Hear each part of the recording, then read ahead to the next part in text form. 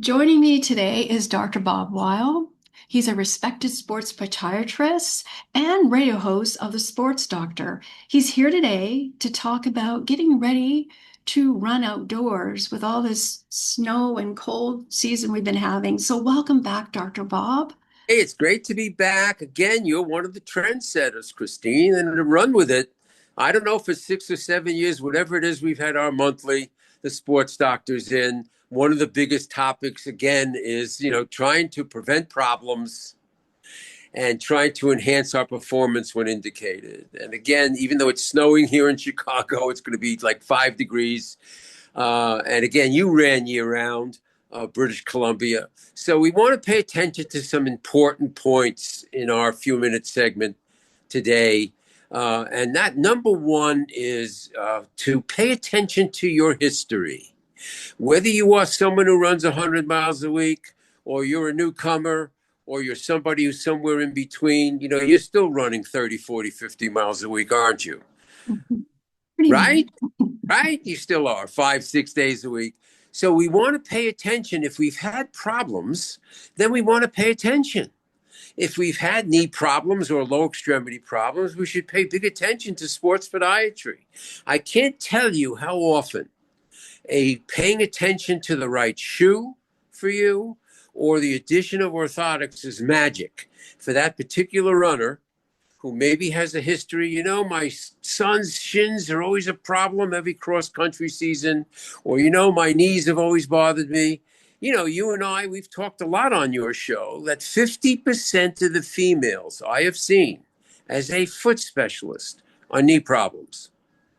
Whether they're volleyball players or runners or they're soccer players or tennis players, the female anatomy with the wider hips, a little bit different angle down to the knee, a little bit more importance with foot mechanics. So know your history. Number two, do some cross training. Mm-hmm. Whether you want to go to the gym, whether you want to do stretching at home. My late, great colleague, sports therapist, Bob Guida, made history with his caution about overstretching. And the whole world of athletics came after him because he was saying technique. He was saying, don't overstretch. There was so much hoopla with yoga. So you want to cross train. You want to swim? Great. You want to go to the gym? Great. You want to mix in, again, yoga or Pilates? Great. But the old days where runners thought that better running was more running, more was better, and we would run into all sorts of overuse problems. 50% of all your listeners, all your running family, 50% have a history of problems. And when they're lower extremity, this is what we want to, again, make a big point, any persistent or chronic lower extremity, back, hips, knees, feet, ankles, any persistent problem, if it's not foot caused, it's foot related. Mm. This is, again, are you a runner with high arch feet like this?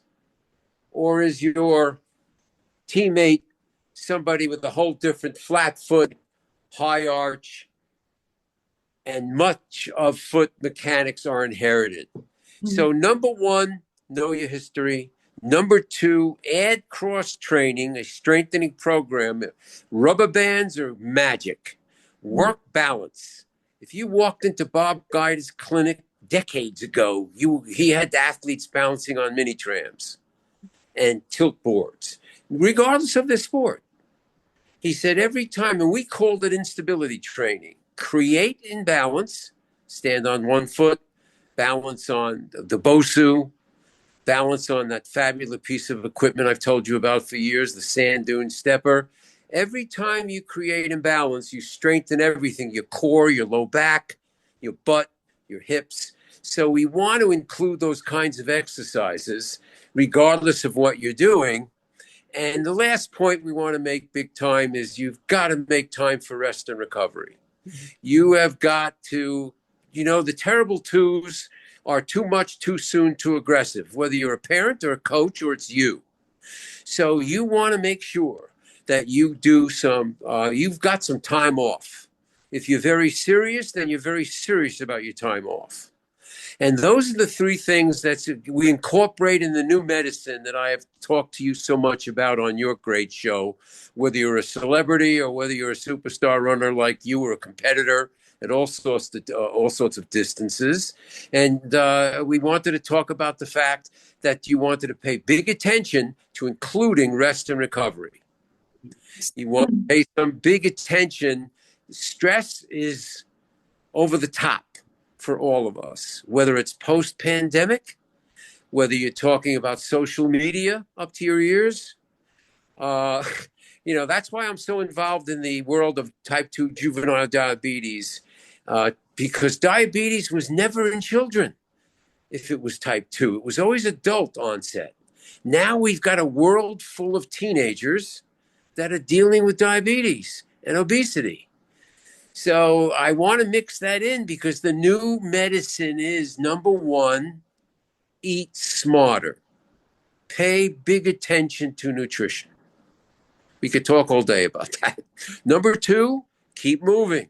Like we just said, you want to be a runner, great. You want to be a walker, you want to go to the gym, a lot of choices. And number three, you want to reduce stress. You want to pay big attention to recovery. And whether you want to include faith and spirituality, a lot of these things are very, very important because the more talented you are as a runner, the more you're always pushing the envelope. Some of my most educated patients for years have always been runners. So we'll catch you next time. Dr. Bob, it was wonderful having you back on the show for the Sports Doctor in segment. Sports Doctor is in segment, rather, and we'll see you next time. Yeah. Thank you. Thank you, buddy. Hi, British Columbia.